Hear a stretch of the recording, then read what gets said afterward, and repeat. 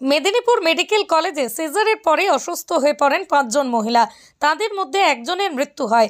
মৃতার নাম মামনি রুইদাস। এই অবস্থায় হাসপাতাল পরিদর্শন করলেন সাংসদ জুন মালিয়া।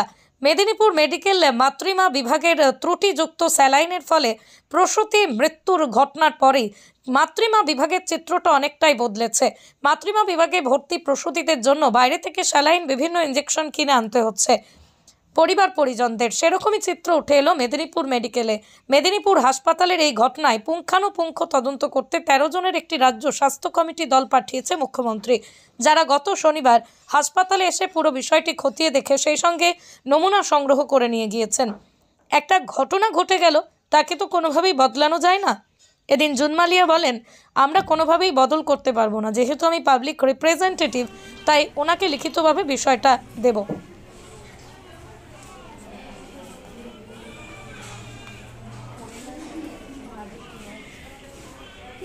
আমার সেখানে যাওয়া উচিত এবং আমি দেখে এসেছি। জেনারেল ওয়ার্ডে দেখলাম মায়েরা যারা আছেন, মা এবং শিশুরা সবাই মোটামুটি ঠিকঠাক আছে, ভালো আছে। এনএস আর আরএল যে ড্রিপ চলছে আপাতত, সেগুলো বাইরে থেকে কিনে আনা হচ্ছে। আজকে আমার মনে হয় আজ বা কাল আমাদের মাননীয় মুখ্যমন্ত্রী উনি নিশ্চয়ই একটা প্রেস কনফারেন্স করে আপনাদের আর সবাইকে অ্যাড্রেস করবেন।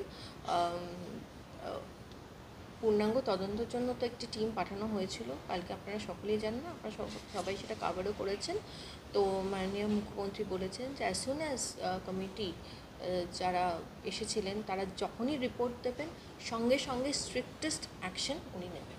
এই ঘটনার জেরে কি মানুষ? আমার মনে হয় না, কারণ দেখুন এই ঘটনাটা আমার মনে হয় অ্যাজ এন ইন্ডিভিজুয়াল যে না ঘটলেই ভালো হতো, কিন্তু অ্যাক্সিডেন্ট ইজ অ্যান অ্যাক্সিডেন্ট, বা যে কোনো ঘটনা যেটা ঘটে যায় সেটাকে তো আমরা আবার রিওয়াইন্ড করে সেটাকে তো আনডু করা যায় না। কিন্তু এরকম ঘটনা যাতে আগামী দিনে বা ফিউচারে না ঘটে, তার জন্য আমি রিকোয়েস্ট করব দিদিকে, আমাদের অনারেবল সিএমকে, যে সেই ব্যবস্থা যেন উনি নেন। আর আই এম ভেরি শিওর যে তিনি সেটা নেবেন, কারণ তিনি বারবার বলেছেন যে তিনি জাস্ট ওয়েট করছেন যে রিপোর্ট কি আসে ওনার হাতে, এবং যেই রিপোর্ট আসবেন I am sure she will take necessary action. এই ক্ষেত্রে দেখা যায় হিসেবে এটা আমাদের একটু নেচারের মধ্যে পড়ে।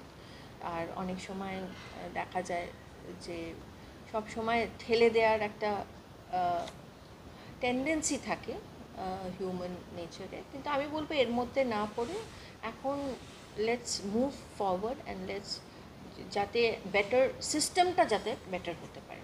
সিনিয়র চিকিৎসকদের অনুপস্থিতিটা সবথেকে দিদির কাছে সব রিপোর্টটাই যাবে, পুরো রিপোর্টটা যাবে। আমি তো বললাম আপনাদেরকে যে আমিও একটা as a public representative, elected representative, আমারও এটা দায়িত্বের মধ্যে পড়ে। আমি ওনাকে লিখিতভাবে দেব আমার অবজারভেশন কী আছে, কীভাবে আরও বেটার হতে পারে মেডিকেল ফ্যাসিলিটি সিস্টেম, যেটাই আপনারা বলুন, শুধু শহরে নয়, পুরো এলাকা জুড়েই স্বাস্থ্যকেন্দ্রগুলো, যেখানে যেখানে আমার মনে হবে যে এই জায়গাগুলো ইমপ্রুভ করার জায়গা আছে, আমি নিশ্চয়ই আমার অবজারভেশন ওনাদেরকে লিখে পাঠাবো।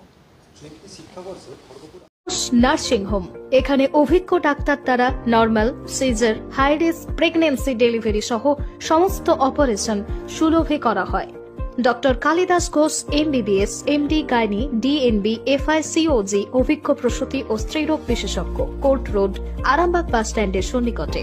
যোগাযোগ নম্বর 7384893374 অথবা 9153144650 অথবা 7001653381।